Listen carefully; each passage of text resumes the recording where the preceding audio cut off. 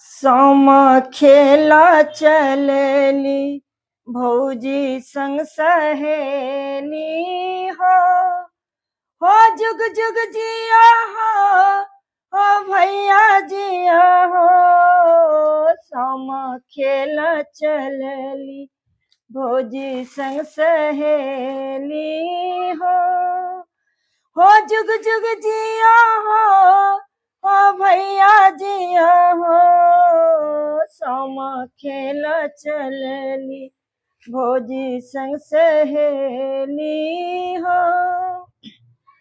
कांच बांस के रंग रंग डाला चकमक चमक दियरा। कांच बांस के रंग रंग डाला चकमक चमक दियरा।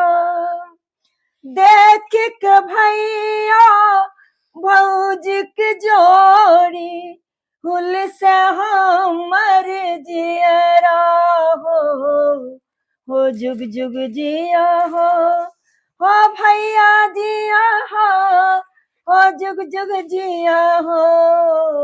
सामा खेला चलली भौजी संग सहेली हो जुग जुग जिया हो भैया जिया हो। सामा खेला चलली भौजी संग सहेली हो।